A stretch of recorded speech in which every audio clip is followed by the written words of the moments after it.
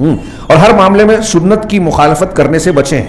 ایک ہوتا ہے کہ سنت کی مخالفت کوتاہی کی وجہ سے ہو, ہم جانتے ہیں, مانتے ہیں, کہ کہتے ہیں کہ یہ سنت ہے, کرنا چاہیے, لیکن ایک یہ ہوتا ہے کہ سنت کو جان کر اسے قبول ہی نہیں کرتے.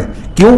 الگ الگ عنوان لوگوں نے بنا رکھے کہ وہ ہمارے فلاں بزرگوں کا یہ اصول ہے, ہمارے امام کا یہ قول ہے, ہمارے پیر صاحب کا یہ فرمان ہے, فلاں بزرگ نے یہ خواب دیکھا تھا, ان کو یہ کشف ہوا تھا, یا ہمارے باپ دادا کے خاندان کی روایت یہ چلی آ رہی ہے, تو ہم اس معاملے میں کہتے نہیں ہیں لیکن عمل کرتے ہیں. اللہ کے رسول صلی اللہ علیہ وسلم کی حدیثوں کو چھوڑ کے جانتے ہیں, سنت کو جان کر ترک کر دیتے ہیں, ٹھکرا دیتے ہیں, اور ان چیزوں کو اختیار کرتے ہیں. امت کی اکثریت اس بیماری میں مبتلا ہے, اور پھر بھی اپنے آپ کو دیندار سمجھتی ہے, رسول کا متبع کہتی ہے. کتنا بڑا دھوکہ ہے. تقلید کے نام پر ایک بڑا طبقہ ثابت شدہ سنتوں کو ترک کرتا ہے. جو نہیں جانتے ابھی ان کی بات نہیں, جن جانتے ہیں اور بڑی تعداد جانتی ہے کہ سنت ہے یہ, لیکن اپنے آپ کو تسلی دیتے کہ نہیں ہم فلاں امام کی تقلید کرتے ہیں, تو وہ بھی قرآن حدیث کو ماننے والے تھے, ان کا مسلک ہے, تو یہ ہٹ کر نہیں ہے. کتنا بڑا دھوکہ ہے.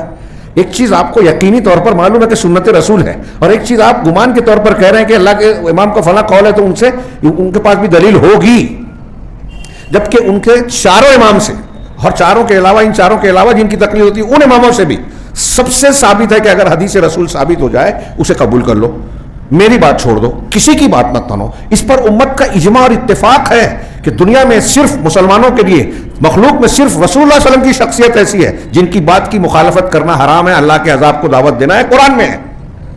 آپ دنیا کے کسی بھی انسان کے کسی قول کی مخالفت کر لیں, آپ اللہ کے عذاب کے مستحق نہیں ہوں گے, لیکن رسول کی سنت کو جان کر مخالفت کریں گے تو اللہ تعالیٰ کے فرامین ہیں. فَلْيَحْذَرِ الَّذِينَ يُخَالِفُونَ عَنْ أَمْرِهِ أَن تُصِيبَهُمْ, یہ یہاں وہی آیت پیش کی, فَلْيَحْذَرِ الَّذِينَ يُخَالِفُونَ عَنْ أَمْرِهِ أَن تُصِيبَهُمْ فِتْنَةٌ أَوْ يُصِيبَهُمْ عَذَابٌ أَلِيمٌ. چھوٹی بڑی بات مت دیکھیے. حضرت امام بخاری نے جزء رفع الیدین کا جو کتابچہ لکھا, الگ سے رفع الیدین پر جو ایک الگ سے حدیث جمع کی, اسی ایک موضوع پر, اس کو جز کہتے ہیں, حدیث کی وہ کتاب جو کسی ایک ٹاپک پر جمع کی جائے, تو رفع الیدین پر اس کے شروع میں یہ آیت نقل کی ہے امام بخاری نے کہ اس معاملے میں بھی ہمیں رسول کی مخالفت سے بچنا چاہیے.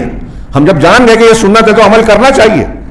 کیل کال, ہیلے بہانے, لوگوں کا ڈر کوئی معنی نہیں رکھتا. آپ کے دل میں کیا جذبہ ہے اللہ جانتا ہے. خیر, تو کہا جو لوگ, سو لازم ہے کہ وہ لوگ اللہ سے ڈریں